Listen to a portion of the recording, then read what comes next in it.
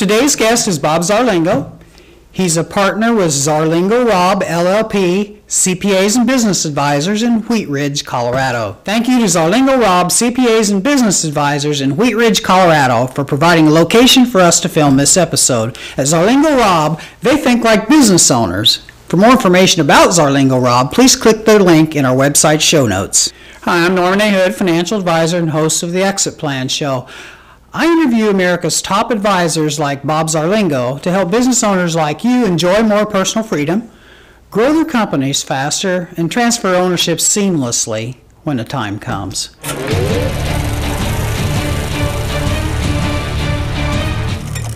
Today's guest, as I said, is Bob Zarlengo of Zarlengo Robb in Wheat Ridge, Colorado.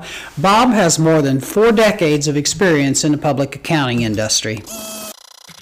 Okay, welcome back again, Bob. Today we're going to talk about the balance sheet and how it enters into the exit planning process. So what role does the balance sheet play in exit planning? This goes back to Accounting 101, but the balance sheet is basically a snapshot of where the business is at a given point in time. So that tells you what assets are out there, what liabilities are out there, and what equity is invested in the business on a historical basis, historical costs on the assets, and so on and so forth. So the balance sheet is a very important tool, or a very important financial statement to pay a lot of attention to. Okay. So is there anything in particular you focus on when you look at a balance sheet? Well, it depends on what industry the business is in. If the I'll look at all of the current assets. If there's a lot of cash in it, I would have the discussion with the buyer or the owner. What happens to that cash? Are you going to keep it? Or are you selling it with the business? And I've worked on deals where he sold the cash to the buyer.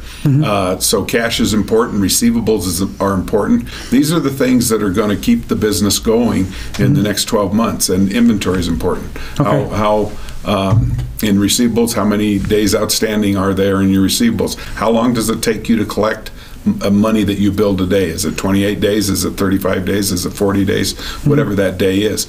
And on inventories, how often do you turn your inventory?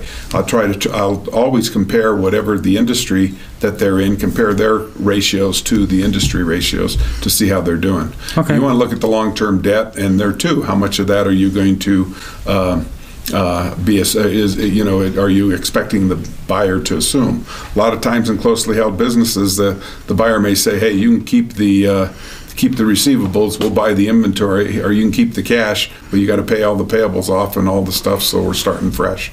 And so it's just very critical to understand what's on that balance sheet, because that basically those are the assets you're selling or you're not selling. Okay, good. So we talked about the assets. What do you look at when you look at the liabilities?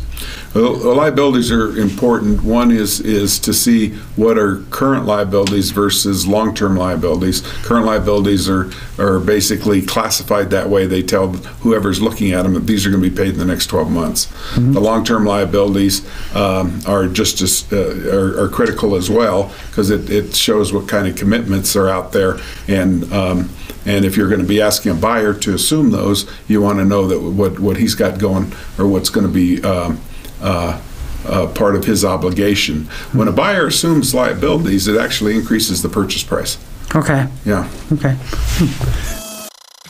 So you got some really basic questions today on this interview, but I think a lot of the business owners that are listening probably need to hear some of this, just to kind of get a refresher of what's looked at on what they need to get in order before an exit plan. Is there anything else I didn't ask that you think I should have asked? Maybe. Well, the thing that's critical is that if the seller is selling a company and asking the buyer to assume liabilities, that will increase your purchase price. And when it increases the purchase price, it's going to have a direct effect on the income taxes that are going to arise from the deal. So I guess my caution to the owners is make sure you understand what is being bought, and this typically happens in an asset sale as opposed to a stock sale.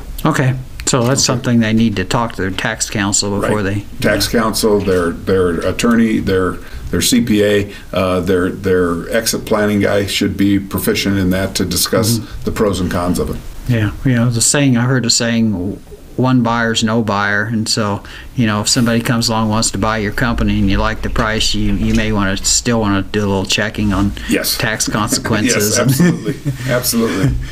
Yeah, because there's nothing worse than taking back a company that somebody bought, because it can create income taxes that you don't want. Okay, good. Without a lot of cash coming to you. Okay, good advice.